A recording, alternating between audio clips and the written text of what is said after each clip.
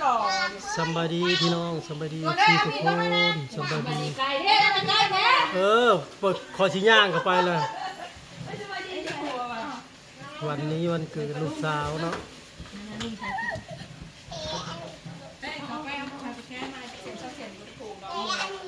ซอยจะคันเอาไปลากมันผ่านแค้นมันไม่ล่ะมันอยู่ในซอยของพุทธะมันก็อยู่ไกลแท้มันเปลือกคนสิเตะร้านก็ได้สิเตะเกาะไปกินทองคำแต่วันมันแตกในเงินนะแม่ไหนไปตรงตุงบ่เนาะเอาน้ำแตกลูกมึงนี่ฮะลุงกล่องโอ้เค้กของลุงทางฝั่งไทยซื้อหายตัวใดร้อยอันนี้เค้กของหมูป่ะกินเลยหมูเปล่าเค้กแล้วค่ะสวัสดีครับ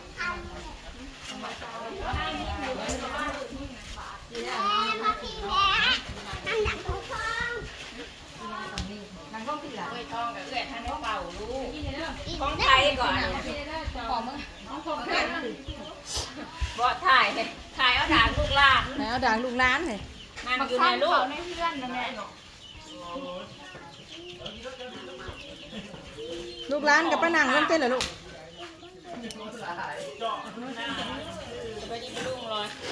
ป้านังลงลูกล้านป้านังลงลูกนั่งลงมากระลังลงเพื่อนไปว่านั่งลงห้องเอาไปนั่งนั่งห้องน้องเข้าไปไปเข้าไปเลยร้อยชิโตนะเป่าเล่นเลยถูกร้อยมันนั่งในร้อยไว้เอาร้อยงอเลยคนได้เลยปีมันถังร้อยปีไว้ใช่เยอะเลยสลายมันลงวันนี้มาไว้อย่าเอาร้ายเด้อฮะมึงไปสังฆทานไปสังฆทานอยู่วันนั้นมาไปนั่งบุกจองเอาไปนั่งทานกระบะไปลูกมาหนังเย็นเลยแทนมันดีกว่าหอยไก่มันยังมันลมมีล่าได้นั่งไม่เมื่อยพี่เอาไปใครลูกมึงนี่ใครมาเด้อลูกใครโคตรโคนะสูมาไปเลยพี่ร้อยช่องคนไปนั่งคนละขางตัวไหนแหละปิ้วกับในนั่งคนละขางนั่นน่ะ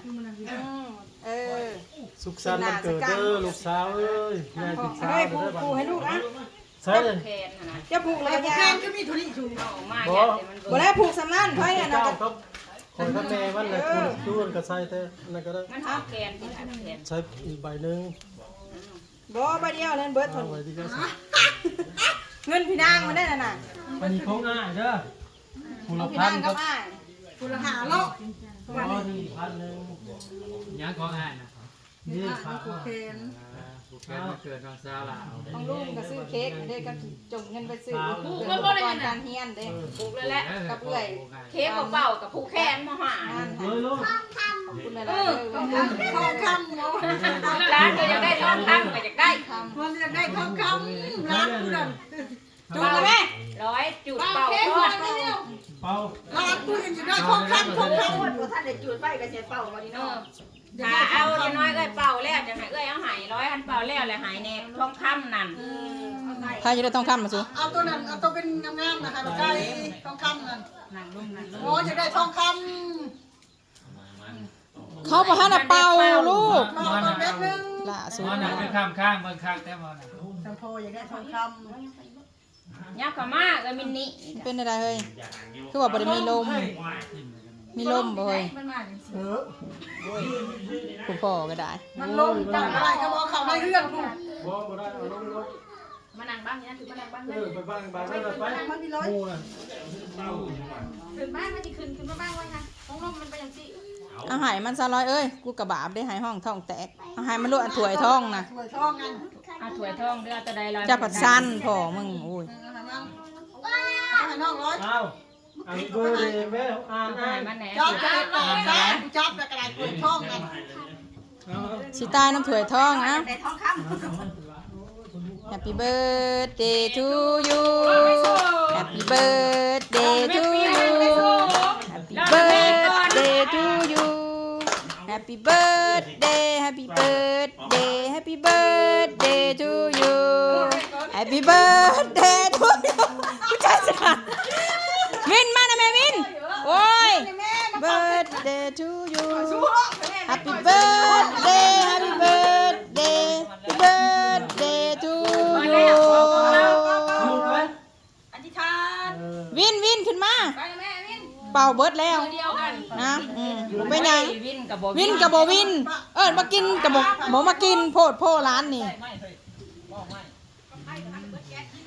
ชวนมันเป่าใหม่เนี่ย กันเอาเป่านะ หมูสิผูกจะบอกเฮ้ยเขาไปเอามาอีกไผ่บุแคนก็ได้ เอามาให้เขาผูกเคย เขาไปเอาใหม่ไป วัน โอ้ เอาจูดให้ร้านเป่าอีกตัวนะร้านก็เกินมือเดียวกับลูกสาววินกับโบวินโพดโพ เอาเป้าเอาลูก นึกเอาเอาผูกแขน ยากไร ผูกแขนให้ร้านแล้วมั้ง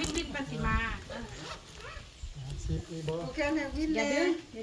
บ่มีเดี๋ยวให้ไปหาสิ เอามาทินเดี๋ยวมา โอ้ฮะร้อยได้น้ำต้มแหละสูตรหนึ่งโอ้ได้สองสูตรแหละ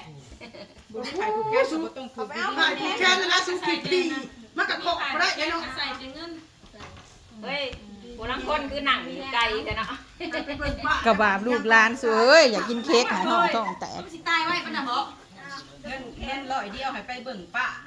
ไผ่ ในสายไฟผูกแขนนี่อันหนึ่งนะมาผูกให้ไอ้วินแน่ เดี๋ยวให้ลุงมันผูกให้ มันผูกแขนมันนี่แขนผู้ชายมาตัดสัตว์เนี่ย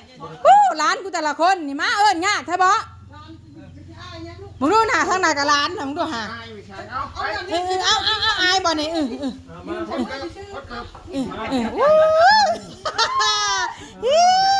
ถ้าอย่างหัว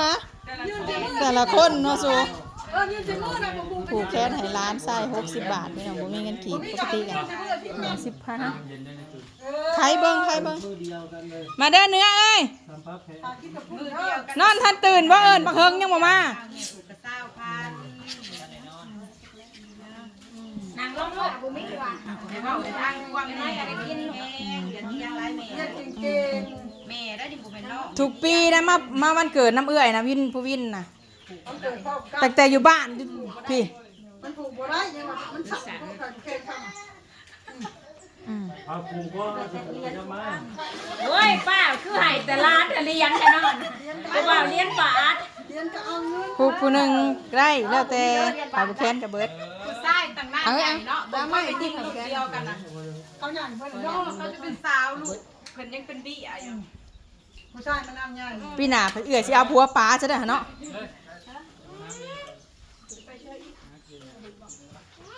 ขอบใจไอ้กับน้องทุกคนทุกคนผู้ใหญ่ใจะดีทุกคน เบอร์ไก่ ตวนตัดเค้กลูกร้านอยากกินใจสิขาดเลย จะได้ เด็ดเตี้ยตัดเค้กนะ คืออยู่โอ้ยจะมาให้ตาทำไม ให้ผู้จัดแค่ชิ้น ลูกร้านอยากกินนะ เลี้ยงนั่นนะเลี้ยงทองนะ เว้ย ทอดเห็นกระซ่อมเลี้ยงทองนั่น เรียกกระดาษ เอามา เอาหายทอดนี่นอนเลี้ยงทองไปเห็นอยากได้ซองอยู่นั่น โอ้ต้องหลักท้องเนาะลูกเขานี่ไอ้วินใช่เลยทิพย์เล็ก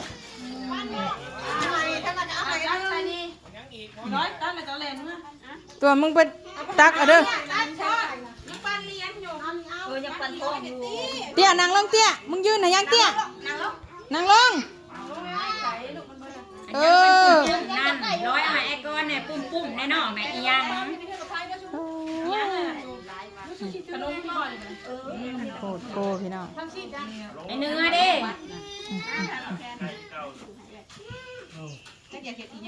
จะมากินก่อนแล้วขับปุ่นพูน้ำล้างกินน้ำล้างน้ำเนาะ ไล่พวกนี้กินกันกินเลยนะ ตัวนถือไปแต่งแล้วแม่น้ำขับปุ่นนะเอาตักมาให้ไอ้วัน จัดปนใหญ่แต่ว่าจัดแบบลูกทุ่งจัดปนใหญ่แต่อบอุ่น13 ปีเต็มเลย มุ้งเว้ยกินขับปุ่นก็ได้มุ้งเมื่อมาผูกแขนร้านซาบ่นะบ่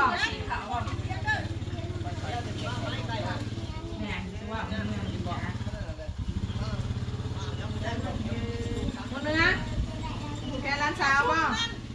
เห็ดสิหน่อเดี๋ยวเตี้ยมันผูกกันเดี๋ยวเตี้ย เราจะไปเห็ดก่อนใหญ่เด้อ เห็ดตอนใหญ่แล้วก็ผูกกัน จัดบ่ใหญ่แต่แบบอบอุ่น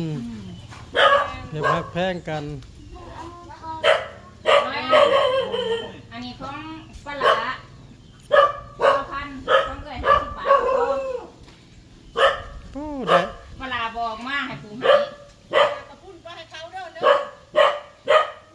ตอนนั้นเบิดก็สิผากตะหน้าใหม่ไม่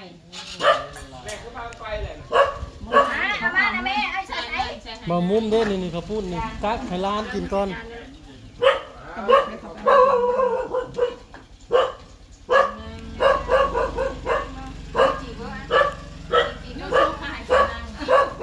จานกับบะย่อไข่เนาะ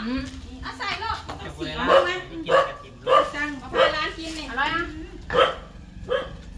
เอาเหงื่อไปใส่ไปร้อยได้ร้ายตื่นแล้วก็ไปซื้อน้ำอัดลมมากินเด้อจะขวด2 ขวดครึ่งนึงตอนนี้น้ำหอมเหงื่อพูดเลยเอาให้ป้าใส่แฮมด้วยสิป้าใส่ไหนเด้อตอนไหนเด้อ เอาตอนใหญ่ เจ๊อีบักดะตอนไหนกินบักสั้นกินข้าวนิด